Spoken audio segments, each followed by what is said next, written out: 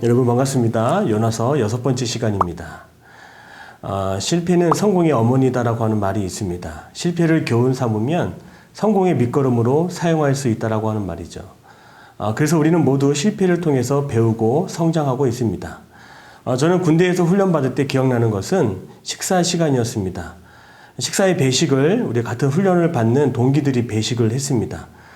그런데 문제가 되는 것은 식사를 할 때마다 음식이 부족하다는 것입니다. 특별히 그날 배식이 실패하면 뒤에 사람들이 함께 밥을 먹지 못하게 되는 것이죠. 그 시간부로 훈련 조교들은 식사 끝이라고 하는 불호령을 내립니다.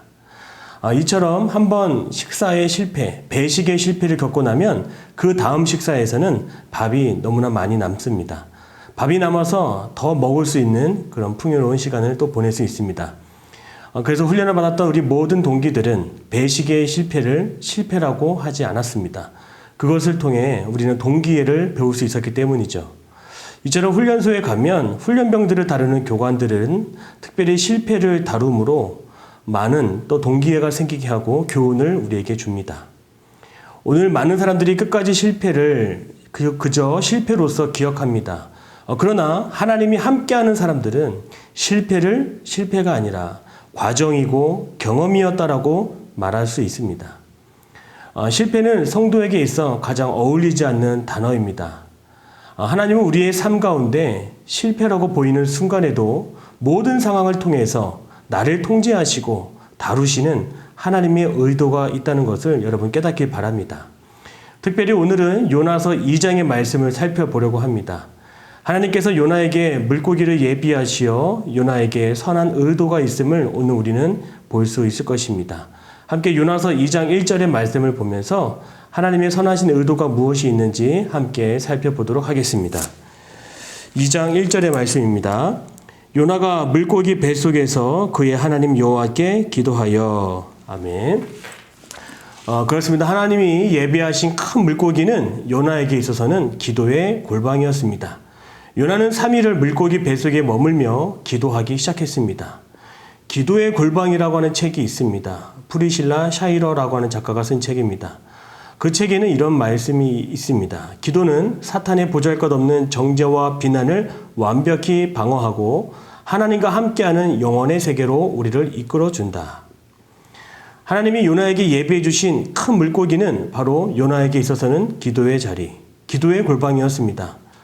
그 기도의 자리는 세상의 정죄와 비난, 그리고 누구도 정죄할 수 없는 하나님을 깊이 만나는 장소였습니다. 여러분에게는 하나님을 만나는 자리가 있습니까?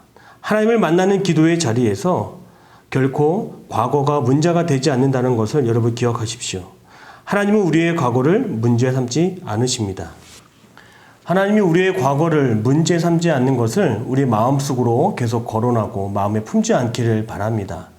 왜냐하면 하나님은 우리의 과거를 없애는 것이 아니라 완벽히 해결해 주시는 분이기 때문이죠. 오늘 이 시간 진정 방해받지 않고 나를 향한 정죄와 비난을 막아주시는 그 골방으로 들어갈 수 있기를 바랍니다. 그곳에서 진정 하나님을 찾는 여러분이 되기를 바랍니다. 그러면 이어서 요나서 2장 2절을 함께 읽겠습니다. 내가 받는 고난으로 말미암아 여호와께 불러 아뢰었더니 주께서 내게 대답하셨고 내가 스울의 뱃속에서 부르짖었더니 주께서 내 음성을 들으셨나이다. 아멘. 고난은 우리로 하여금 기도하게 합니다. 2절 말씀에서 요나는 고난 가운데 기도의 자리에서 기도하기 시작했습니다.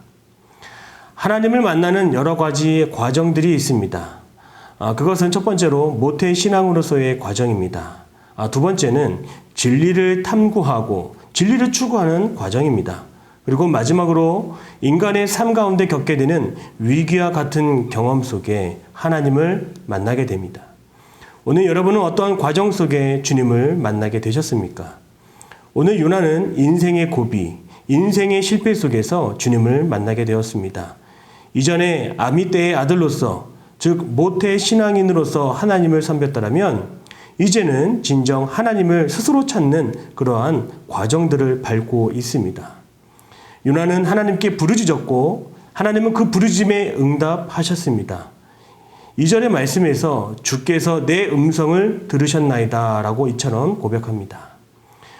요나가 하나님을 찾을 수 있었던 것은 그가 하나님께 항복할 수밖에 없는 그 상황을 하나님이 만들어 주셨기 때문이죠. 팀 켈러 목사님께서는 이 2장의 말씀을 전체를 가리키며 마지막에 하나님밖에 남지 않았을 때에 은혜 앞에 항복하는 요나의 모습이다라고 말합니다. 요나의 인생 가운데 진정 마지막에 남은 것은 하나님뿐이었습니다.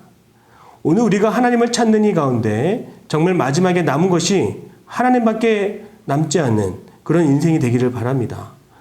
요나가 처한 상황은 스스로 말하기를 스울의 뱃속이라 이렇게 말했어요.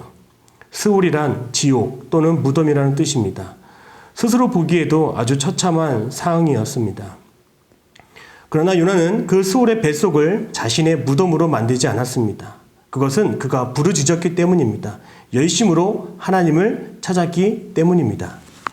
성도 여러분, 우리에게도 스울의 뱃속처럼 어둠과 외로움의 터널을 통과할 때가 분명히 있습니다. 우리는 그때서야 마지막에 주님밖에 없음을 알게 되는 것입니다. 저는 그것이 은혜라고 생각합니다. 마지막이라도 주님을 찾을 수 있다면, 마지막이라도 주님의 이름을 부를 수만 있다면 그것은 하나님이 주신 커다란 축복인 줄 믿습니다. 마지막까지 포기하지 않고 인생의 끝이라 할지라도 희망의 이름, 구원의 이름, 은혜의 이름, 주 예수 그리스도를 부르짖을 수 있는 여러분이 되기를 바랍니다. 오늘 요나서 2장의 말씀은 여기까지입니다. 요나서가 전체 4장까지 있습니다. 그러나 말씀 한 절 한 절을 생각하고 음미해 보면 요나를 향한 하나님의 계획이 얼마나 구체적이고 하나님이 얼마나 요나를 사랑한지를 알 수가 있습니다.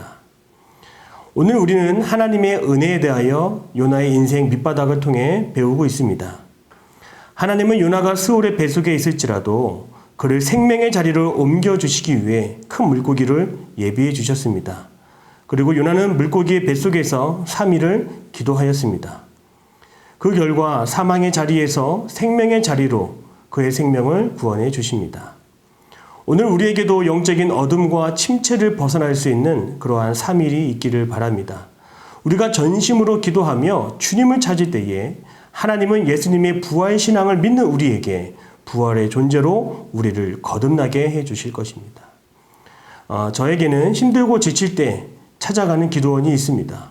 그리고 그곳에서 기도의 골방을 얻습니다.